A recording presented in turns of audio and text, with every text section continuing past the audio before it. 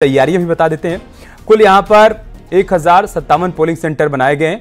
ये तस्वीरें हम आपको दिखा रहे हैं कन्याकुमारी से। प्रधानमंत्री मोदी जो कि यहां पर पहुंच चुके हैं ध्यान लगाने के लिए। तस्वीरें देखिए, सबसे पहले वो मंदिर में पूजा अर्चना करने के लिए पहुंचे हुए हैं। अगले 45 घंटे प्रधानमंत्री मोदी कन्याकुमारी में ही ध्यान लगाएंगे और वहां से हम आपको एक्सक्लूसिव तस्वीरें दिखा रहे हैं।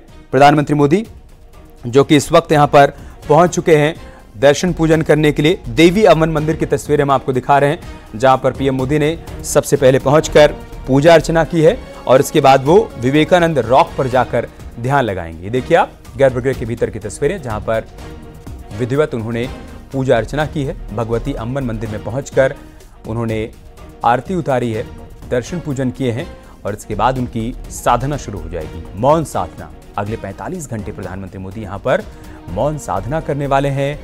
वो विवेकानंद रॉक पर जाकर मौन धारण करेंगे, ध्यान लगाएंगे और शुरुआत हो चुकी है मंदिर में दर्शन पूजन करने के साथ। जैसा कि हमने आपको बताया कि पीएम के इस दौरे को लेकर यहाँ इस मौन साधना को लेकर खूब सियासत भी हो रही है। अलग अलग रिएक्शन भी सामने आ रहे हैं। विपक्षी दलों की तरफ से इस मौन साधना पर भी सवाल खड़े किए जा रहे हैं, लेकिन बीजेपी की तरफ से पलटवार भी किया जा रहा है कि पीएम जब बयान देते हैं, जब वो भाषण देते हैं, जनसभाओं को संबोधित करते हैं, तो उनके बोलने से भी विपक्ष को आपत्ति है और जब पीएम मौन धारण कर रहे हैं, मौन साधना कर रहे हैं, तो विपक्ष को इससे भी दिक्कत और परेशानी है। फिलहाल ये आप न्यूज़ 18 पर एक्सक्लूसिव तस्वीरें देख पा रहे हैं कन्याकुमारी से, जहां पर पीएम मोदी की मौन साधना शुरू हो चुकी है। सबसे पहले देवी अम्बन मंदिर में उन्होंने दर्शन पूजन किए हैं और 1 जून को जब 7वें चरण की वोटिंग होगी तब तक प्रधानमंत्री मोदी यहीं पर रहने वाले हैं। अगले 45 घंटे यहीं पर वो ध्यान लगाने वाले हैं, मौन साधना करने वाले हैं।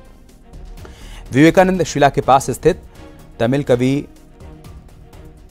तिरुवल्लुर की प्रतिमा भी प्रधानमंत्री मोदी यहां पर देखेंगे दर्शन पूजन करने के बाद, और 1 जून तक यहां पर ध्यान लगाएंगे। उसके बाद वो दिल्ली के लिए रवाना होंगे। दूसरी तरफ जैसा कि हमने आपको बताया कि सियासत भी खूब हो रही है पीएम मोदी के इस पूरे कार्यक्रम को लेकर। इस विवेकानंद रॉक की अगर हम खासियत की बात करें तो स्वामी विवेकानंद ने 24 दिसंबर 1892 को कन्याकुमारी पहुंचकर यहीं पर ध्यान लगाया था और प्रधानमंत्री मोदी भी यहां पर 7वें चरण की वोटिंग से पहले ध्यान लगाने के लिए पहुंचे हुए हैं। समुद्र तट से 500 मीटर दूर इस चट्टान तक तैर कर पहुंचे थे। उस दौरान स्वामी विवेकानंद 25 से 27 दिसंबर तक इस चट्टान पर उन्होंने ध्यान लगाया था। मान्यता है कि देवी कन्याकुमारी ने भी इस चट्टान पर ही तपस्या की थी। 1970 में यहाँ पर विवेकानंद रॉक मेमोरियल बनाया गया था, जहाँ पर आज प्रधानमंत्री मोदी को आज देख पा रहे हैं। स्थानीय लोग इस जगह को श्रीपद पराई भी कहते हैं। विवेकानंद शिला के पास तमिल कवि वल्लुवर की 133 फीट की ऊंची पत्थर की मूर्ति भी आप देख पाएंगे जब यहाँ पर कभी जाएंगे आप कन्याकुमारी घूमने के लिए। और विवेकानंद रॉक मेमोरियल की बात करें तो उसकी खासियत क्या है वो भी आप जान लीजिए। 2 मंडप यहाँ पर बनाए गए हैं, एक है विवेकानंद मंडपम, दूसरा है श्रीपद मंडपम। यहाँ एक ध्यान कक्ष है जहाँ पर पीएम मोदी ध्यान लगाएंगे।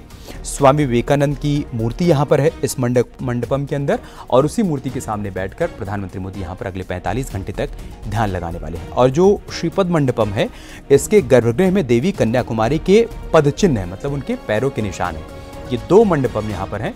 जो लोग कन्याकुमारी गए हैं उन्होंने देखा होगा, या फिर अगर आप आगे जाने का प्रोग्राम बना रहे हैं तो आप जाएंगे तो आप देख पाएंगे कि विवेकानंद रॉक मेमोरियल में 2 मंडपम है, एक विवेकानंद मंडपम और दूसरा श्रीपद मंडपम।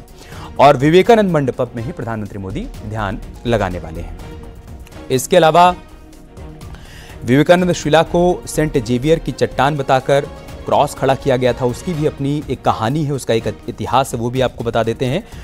जनवरी 1962 में स्वामी विवेकानंद जी की जन्म शताब्दी पर कन्याकुमारी समिति का गठन हुआ था और उसका उद्देश्य विवेकानंद शिला पर स्मारक और वहां तक जाने वाला एक पैदल पुल बनाना था। उसके बाद यहां पर पुनर्निर्माण के तमाम काम किए गए, जिसकी वजह से आज यहां पर आप दिव्यता और भव्यता देख पाते हैं।